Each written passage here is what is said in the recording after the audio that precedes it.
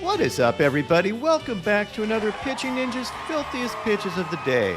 Remember, before we get to those pitches, hit that subscribe button. Join Ninja Nation. And now, without further ado, here are my filthiest pitches of the day.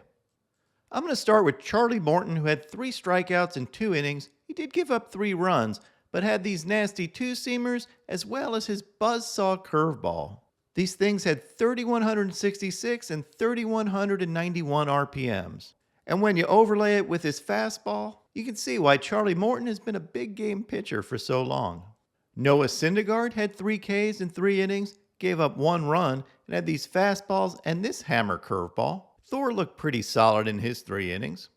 Tristan McKenzie had 5 Ks in 5 innings. He did give up 4 runs, but had these nasty sliders, as well as this beautiful knee-buckling curveball, and a few well-placed fastballs.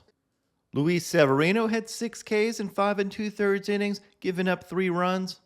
And he got Ks on his filthy changeup, as well as these sliders, and his upper 90s fastball.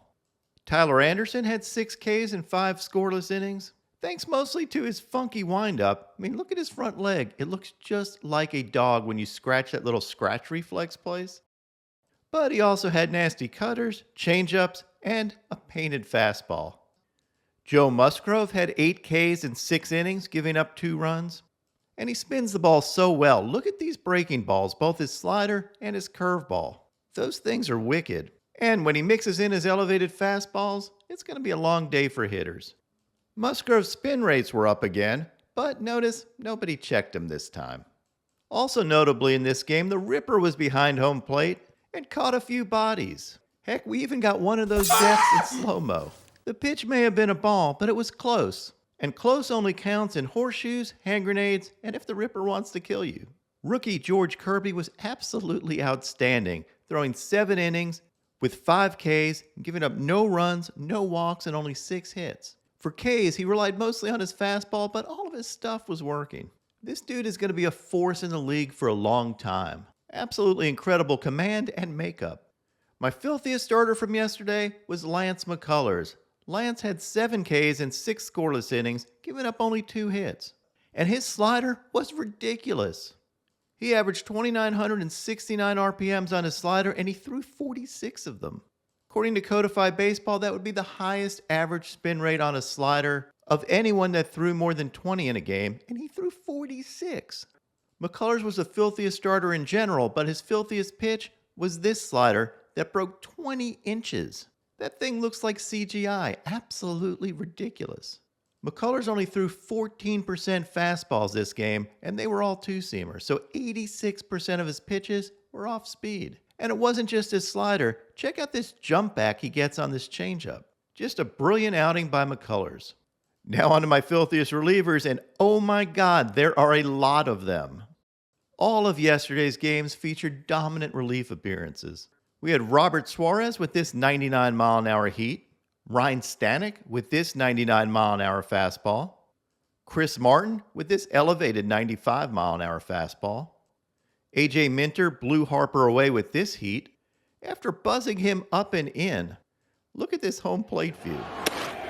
Zach Eflin had this 679-mile-an-hour curveball.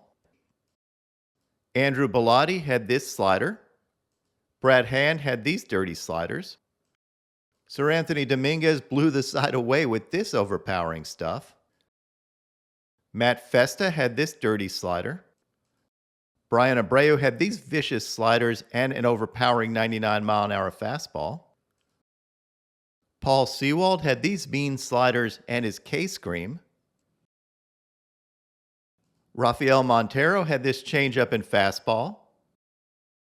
Hunter Brown had this 98-mile-an-hour heat. Jonathan Loaizaga had this 86-mile-an-hour slider, and look at this home plate view. We need more of this in baseball. This shows just how hard hitting is. Evan Phillips K'd the side with these 6 sliders. Ew. Anthony Munoz had this absolutely dominant stuff. Just an unfair combination of 100-plus mile-an-hour heat and wicked sliders. Luis Garcia had a heroic outing in relief, throwing 5 scoreless innings with 6 Ks thanks to his fastballs and cutters. The other thing I love about Garcia is the way he messes with timing here. In this overlay, you can see how he cuts short his rock the baby windup to get the K. Unfortunately, the overlay diverges a lot, so it's a little messy, but you see what I mean. That's what happens when a dude's windup is so long. Ryan Presley had this 81-mile-an-hour hammer. Matt Brash had these disgusting sliders. You might remember Brash from my video over a year ago when he was in the minor leagues and had this disgusting stuff. Well, my little Matt has grown up. He finished the season as a complete weapon out of the bullpen for the Mariners. Jose Alvarado had this 101-mile-an-hour sinker. Yeah, we're going to need to call in the robo-umps on that one. And this ferocious cutter. But my filthiest reliever after all that was Josh Hader. Hader made his grand entrance on his giant goose, came in, and absolutely annihilated the side, sending the Padres to the NLCS. He threw 10 pitches and 9 of them were strikes. Just barely missed an immaculate inning. And here's an incredible overlay of Hader's fastball and slider, and I put tails on them. And oh my God, you can see how impossible it is to hit against Josh Hader. These pitches take almost exactly the same trajectory, and you basically have to guess. And even if you guess right, your odds still aren't that good. An absolute dominant display of pitching and pitch tunneling. And now, my moment of zen. Felix Hernandez threw out the first pitch for the Mariners yesterday. And since the game was going on forever and ever, I tweeted out this video of King Felix warming up in the 15th inning and edited it like it was coming from the TBS feed. Amazingly, some people kind of fell for it. Pitching Ninja becomes Trolling Ninja. What is up, Ninja Nation? With all that great pitching yesterday, I'm really tired. But there's only one game today, so I'm going to do a same-game K-prop parlay. I'm going to take Garrett Cole for 8 Ks or more, and Cal Quantrill for 4 Ks or more. What would your picks of the day be?